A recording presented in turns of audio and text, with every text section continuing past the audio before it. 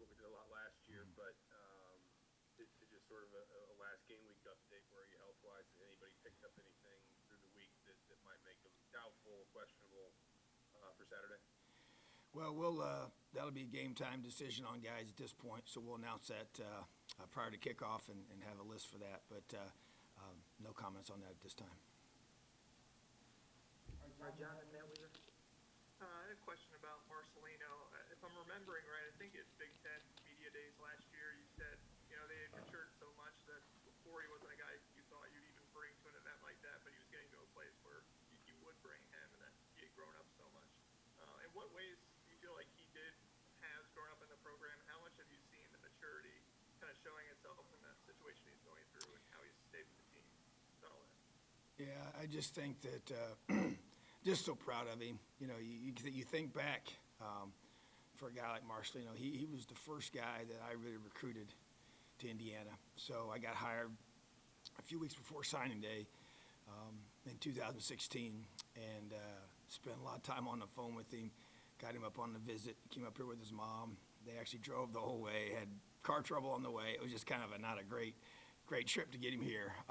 But he chose to come and came and played right away as a freshman. And obviously on the field, he's always been a very physical player. He's very physically gifted and has a special skill set. But it was just off the field that you're just being young and not always being consistent in certain things that over time. Boy, he's just in this last year. He has a daughter now. I've seen that really cause him to kind of view life differently from a perspective of just the responsibilities that entails, and seeing him handle that situation, be a man that's growing into a young man that's really changing, and I think during the pandemic, I've just seen him just handle it like a pro, so steady, not thrown off by all the uncertainties, not flustered by all the things you can't control, which is hard, and I just think he's just been so steady. He showed up for workouts, and the way it kind of worked out timing-wise, he was in with a bunch of our younger guys, and it just was unbelievable just to see him, just even in that several-month period. I just felt like his leadership just continued to develop, and everything that I thought he was becoming was kind of being played out in the way he was handling his business with the guys, and just to be able to talk to them in a very mature way about how you handle, from film preparation to workouts to the effort that you give every single day, no matter how you feel, and just going through all the different challenges of COVID, and just being able to be a leader in regards to, how do you socially distance when that's hard to do around your teammates. It's hard to do that consistently, especially over the summer when we were just mostly the only ones on campus, and when there was not much else going on. So just trying to get them to even handle that the right way.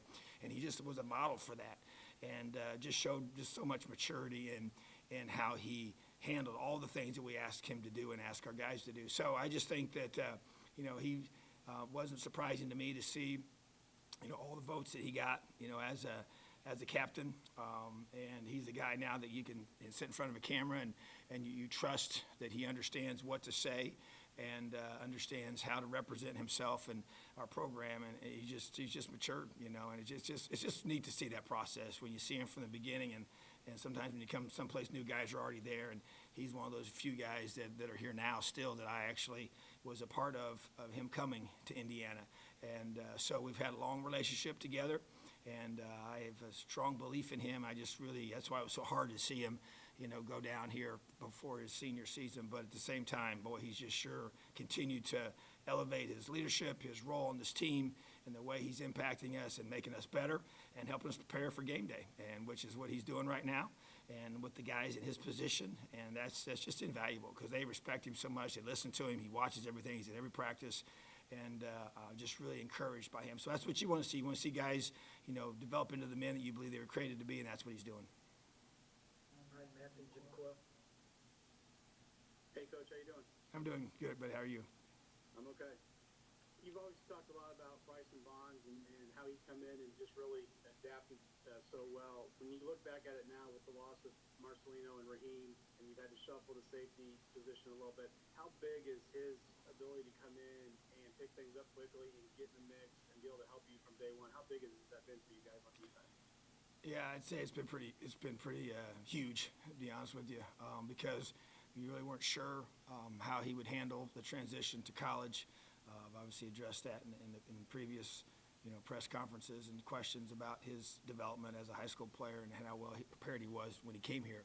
So we needed him to, and didn't know if he was ready or not. But especially with Raheem's situation, not having him right now. So it's just really going to be big for a guy like him to come in and be ready to play, and so he's going to be playing on Saturday, and I expect him to, and he's on special teams, and just even watching special teams film last night with our special teams coaches, it was just so impressive to see the way he handles the technique on all those drills. And some guys are just good football players, they understand leverage and angles and body positioning and all those different things that it takes to be able to block somebody or tackle somebody or make plays in space on either side. In special teams, everything is about space and being able to block and tackle in space. So, you get a guy that's a 200-pound guy that's smart, tough, and dependable. So very huge for us to have a guy like him as a true freshman to come in here.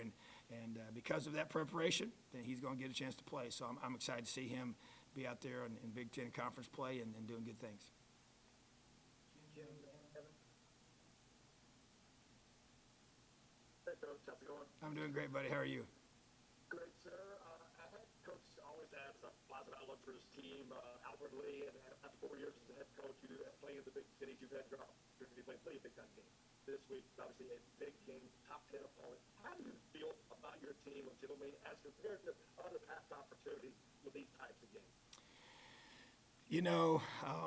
Sometimes your feel or your gut feel, or however you want to phrase that, is not right. I've been in those situations where you feel really good going in and things may not go. Sometimes you're more nervous about certain things, more concerned about certain things, and things don't go, they're much better than you thought. So, I think the biggest thing is, you talk about the number of years that I've been doing this, and so that kind of creates a little bit different perspective from the head coach's position. I've always had the situation as both a coordinator and assistant, but I think the biggest thing that as a head coach, what you want to see is just a locked-in, focused group.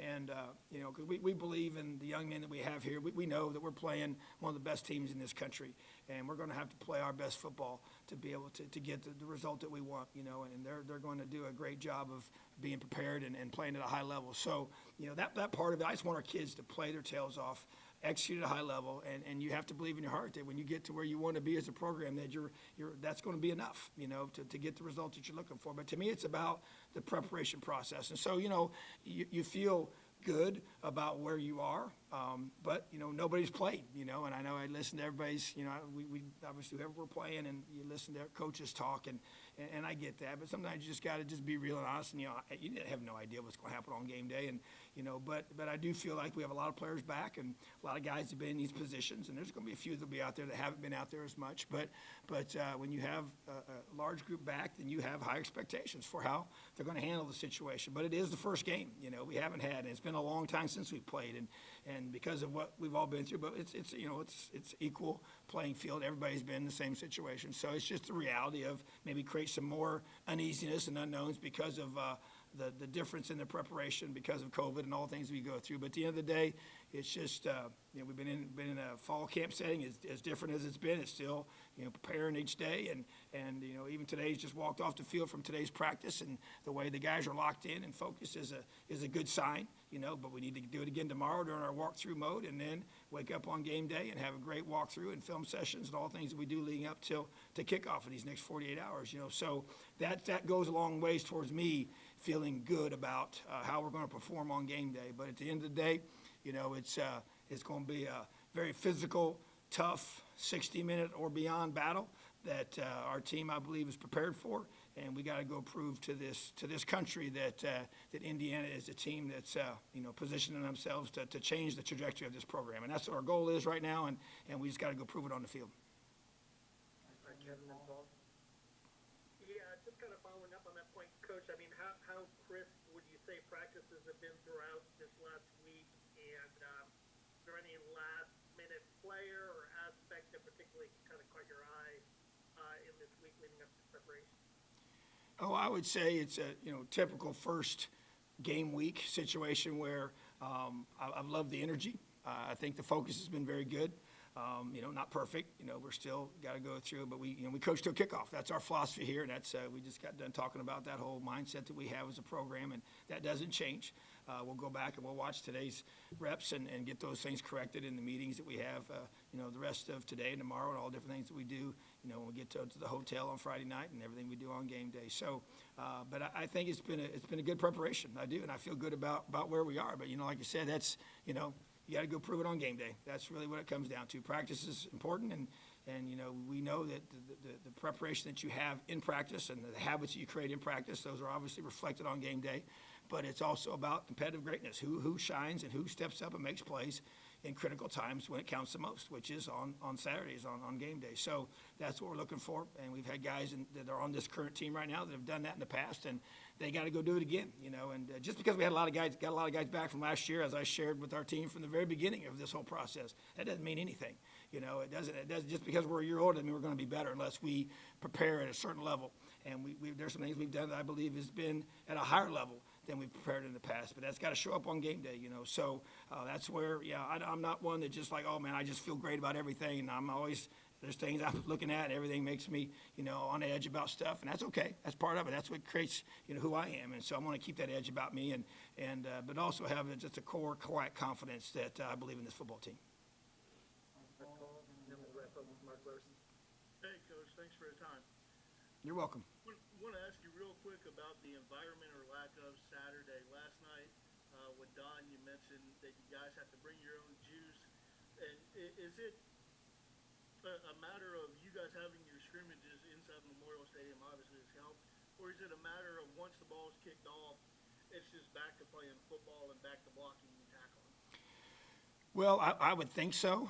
I've talked to some coaches that have been in these, games already where they didn't have the fans like they have in some places. And so, I think there is a lot, maybe more is made of it than it actually is because once, like you said, once the ball is snapped and you're playing football against another team, it's not like you're just scrimming against each other on a Saturday afternoon, in preseason or in the springtime, So, but there won't be, a full stadium, of screaming fans, and the band won't be there and all those kind of things. You'll have the crowd noise that's simulated, but from we had this past week, it's not, super, super loud, So it's going to feel different for sure.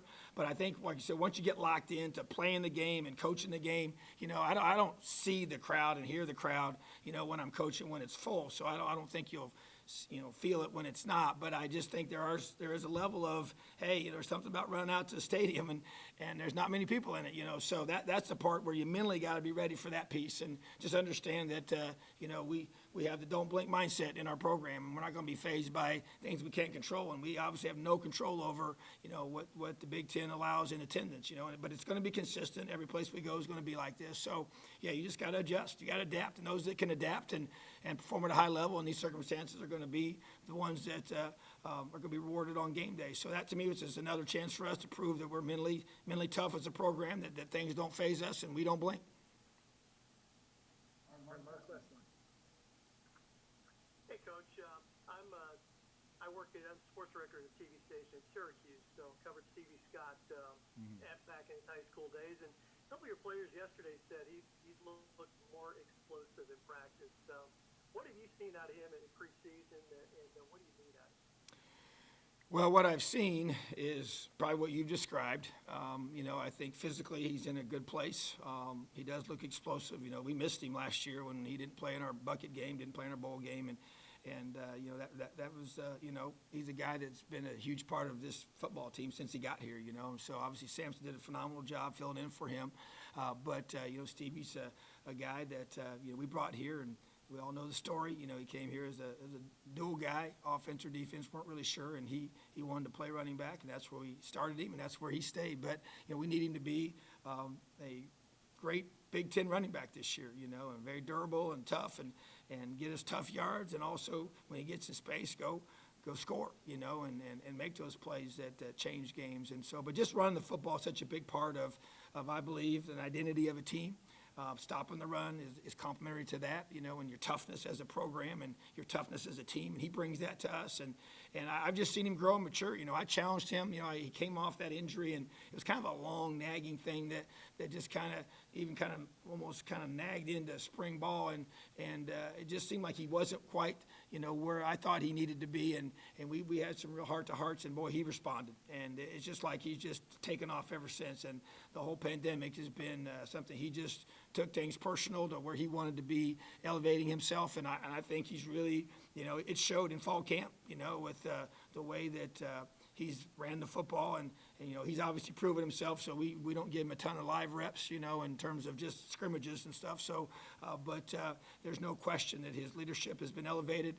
Like how he looks physically, he's just a very lean, 230-plus pound guy that is a big load, and that burst is critical. And I know our strength staff's worked with him on that, and just trying to help develop more of that. So excited for Stevie, excited for his continued future here, and the way he's just been such a a great football player for us, and I'm excited for him to have a great season. All right, thank you, Tom. See you guys on Saturday. Appreciate you guys, man. Have an awesome day. Elio. Thanks, guys.